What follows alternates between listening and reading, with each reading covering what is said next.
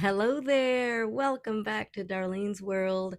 And I am going to be reading in this reading chapter 3 and 4 from my book because 3 is so short. And also I feel bad because I've actually had some great messages. Thank you guys for reaching out. By the way, can't wait to get Discord going. This way I can really chat with you guys, do some Q&As. So that's coming very soon. Thank you so much for even being here. Hopefully you were able to check out chapter 1 and chapter 2 so you can get all caught up and join us here. This is chapter 3 and 4 from my book, The Definition of Down, which came out in 2015. And again, I will be pausing and stopping to elaborate on some subjects when I get to them. Unlike the iBook version, the Kindle, or even the Audible, um, I wasn't able to do that. And I wanted to do a JPEG attached to it, wasn't able to do that. But I did get a great write up in the New York Times. What? Anyway, I can't wait to get into these 2 chapters. And again, I'm going to be showing some photos from those 2 chapters, which are in the book. And I may even just add some extra photos that I was not able to add into the book, but maybe just for you guys. We'll see. But if not, that is definitely coming.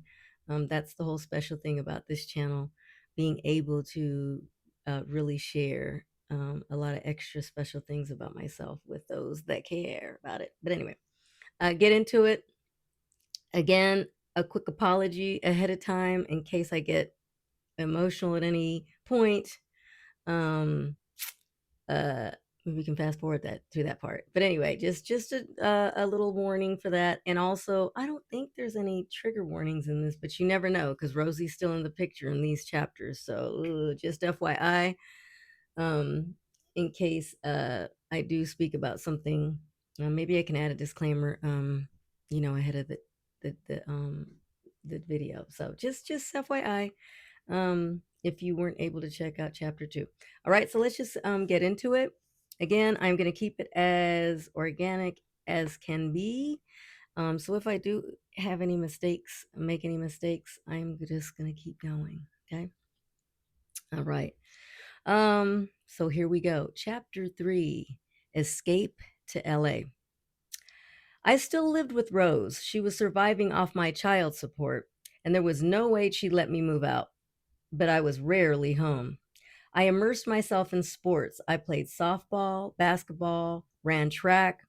I was active year round, and the best part about it was Rose never came to a single game.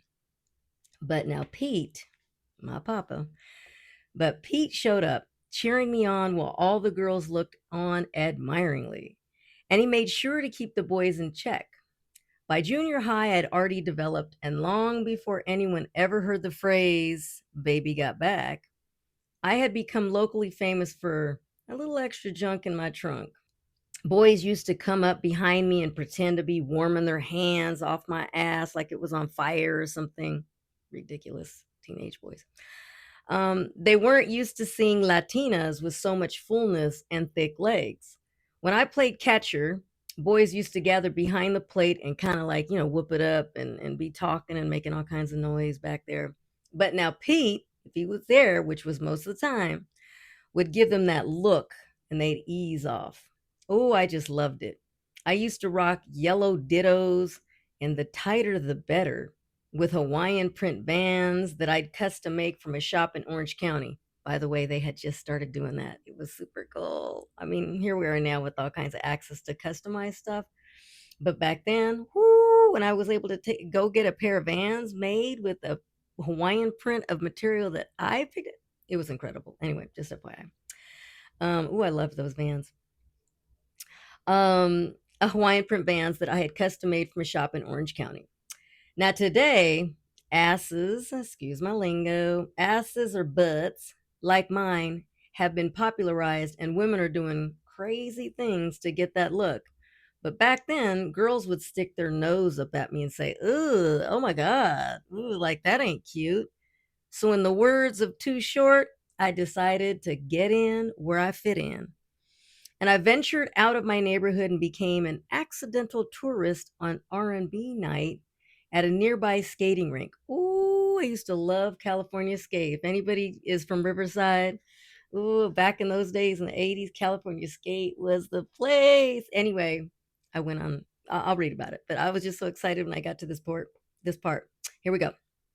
Okay, so I ventured out of my neighborhood to a nearby skating rink where it was predominantly a black crowd. I swear the heavens parted when I walked in, and I could hear, oh, ooh, check her out. I had found my scene. I may have been a young Mexican teenage girl, but I was embraced by the folks at that rink. Oof. I watched everyone do their moves, dancing, cutting loose. Ooh, it blew my mind.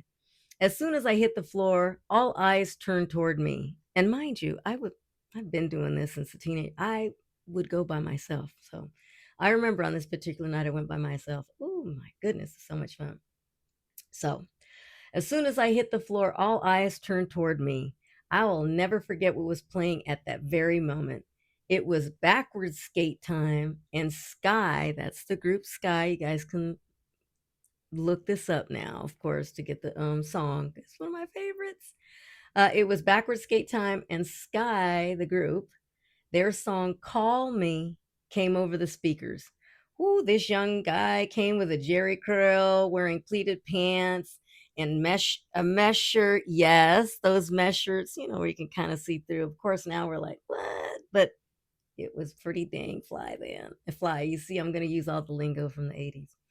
Anyway, he came up to me. He was skating and pantomiming the lyrics to me. Call me if you need someone to talk to. Call me, satisfaction guaranteed. Call me. Ooh, I was so excited. He was backward skating. I was backward skating. It was a whole thing. At first, I didn't know what the deal was. I was getting more attention than I'd ever received anywhere else, but I couldn't tell if it was for real. Like, what was up? Back then, things were very segregated still, and I'd never had the opportunity to mix with other cultures. I quickly realized it was for real. I felt so embraced, like the people in this scene really wanted me to be there. It wasn't just my looks, though, it was my love for the music. I could skate, I could dance. Man, I felt like Cinderella had arrived at the ball.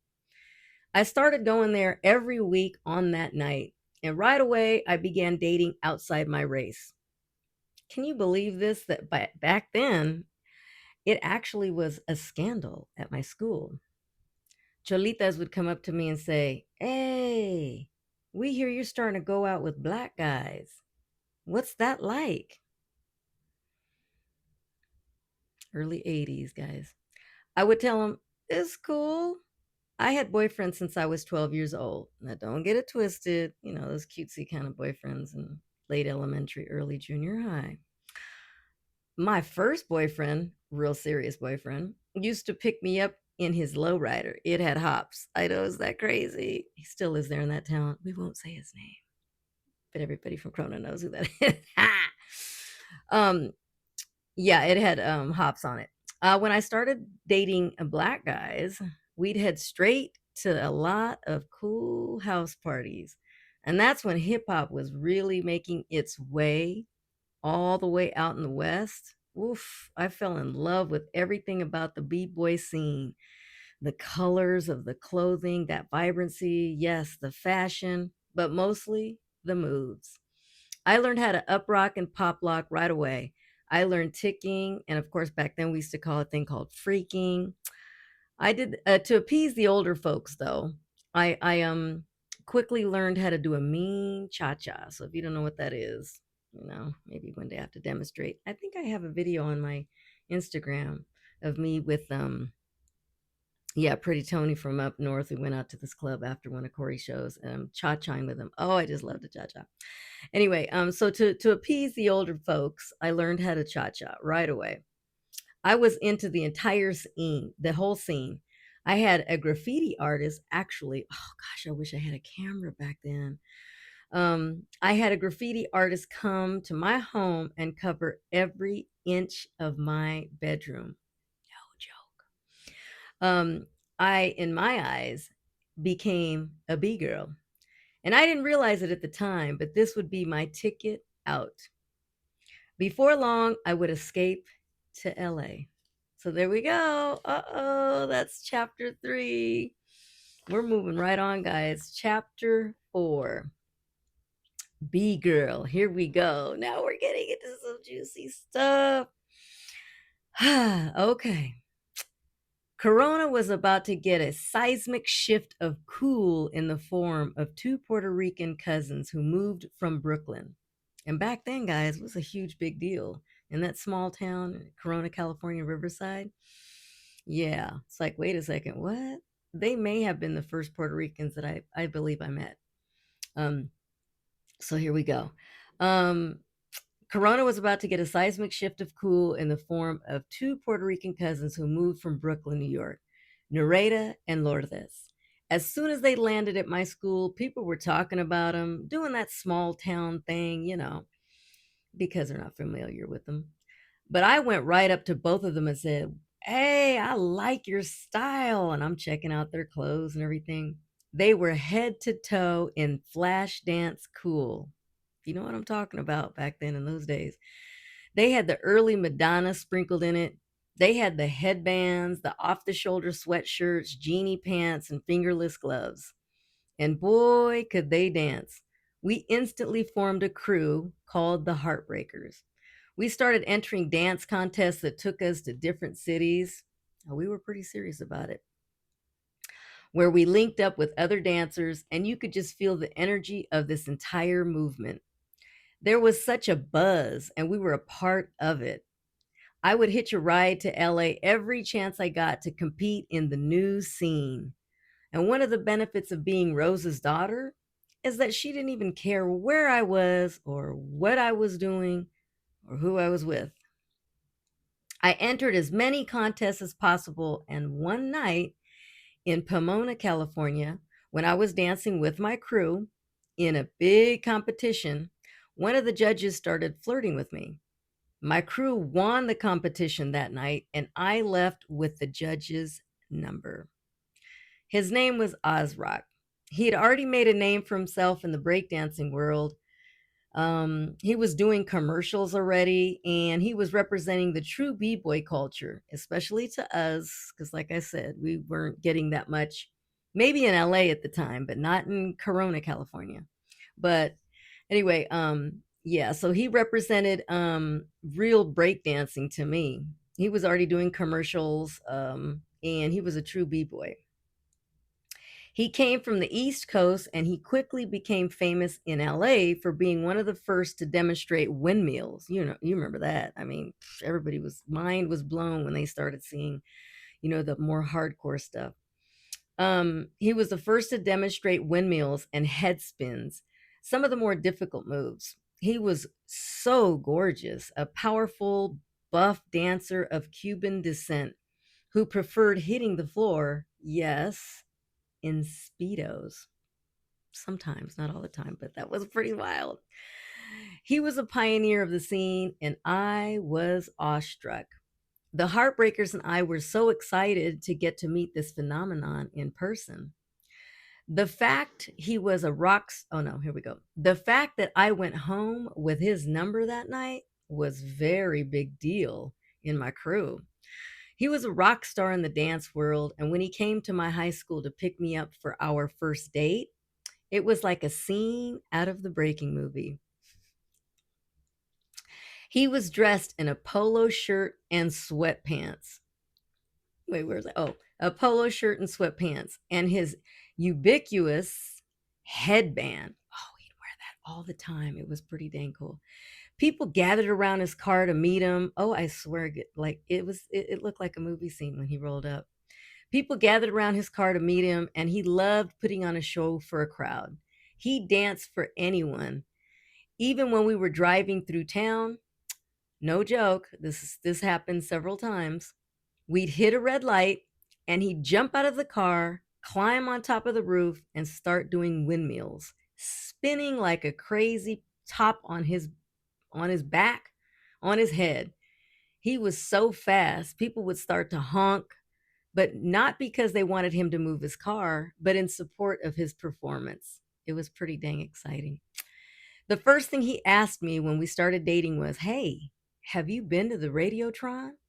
I had never been, but I sure dreamed about going.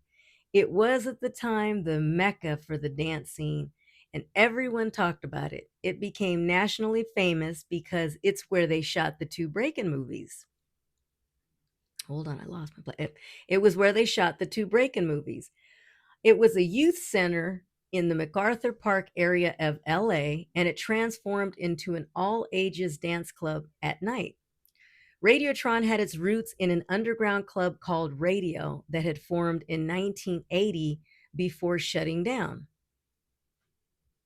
And out of its ashes came the Radiotron, which was the heartbeat of LA's b-boy scene. Ozrock took me there on our first date, and I was sprung from day one.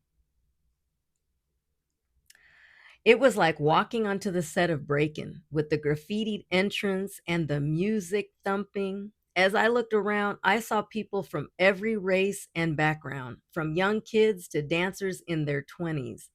It was just so cool, beyond cool. Radiotron became my home, literally. I used to sleep there. I met the youth center director, Carmelo Alvarez. Thank you, Carmelo. Oh, I owe that man. Oof. He was a surrogate father to everyone in the scene, and that included me. I started going there regularly, and I'd hitch a ride from anyone heading into LA. As soon as I'd see the downtown skyline, oh my, I still get all excited when I see it. I would just light up because I was meant for the big city. At least that's what I felt. Oh my goodness, every time seeing it in movies and everything, but coming over that trek on that freeway, whoo, the 60s where you see it the best. Wow. As soon as I'd see the downtown skyline, boy, I would just light up because I was meant for the big city. And for me, that meant Radiotron. I wouldn't always have a ride home, and Carmelo would invite me to stay in his office if I didn't have a place to go. You could just lock the door from the inside, he'd say, and he'd always make sure I was safe. Sometimes I'd stay there with Ozrock and other dancers. We would all just crash out there. Oz was getting so much commercial work, though, he started traveling a lot more. At one point, he took off for the Philippines. And word got back to me that he had knocked up a local girl there. I broke it off as soon as I heard, and I started going to Radiotron solo. And that's when I met Tracy. And in case those of you that aren't aware, that's Ice-T's real government name, Tracy. So that's the end of chapter 4, guys. 3 and 4. We went over those. Chapter 3, Escape to LA. And then chapter 4, B Girl. I am going to show the pictures that are in this particular chapter. Oh, that's so great. Oh my God. I'm still going to flash a little bit up here. Let me see. I can see some. The color version of the book, wow, came with all these great pictures. And there's a cute picture of me and my cousins and one of the members of the dance crew. My cousin, my uncle, cousin. Oh my gosh, this was so great. My grandma and my dad with my dog June. I'll put a close-up picture of those, but oh my gosh, just such great memories. Woo! So here we are, guys, 3 and 4. Oh, I can't wait to get into. So now we're getting into that exciting stuff. Chapter 5 that is coming up. I will definitely get it done and have it by next week, guys. I promise, because this is exciting stuff. That one's called Me and T. So it's getting there. Oh, thanks so much, you guys. Chapter 3 and 4. That's that. Ooh, I can't wait to get a Discord going where I can really talk to people directly, answer some questions. Again, thank you so much. Definition of Down, chapter 3 and 4. Yes, thank you for coming and joining me here, you guys.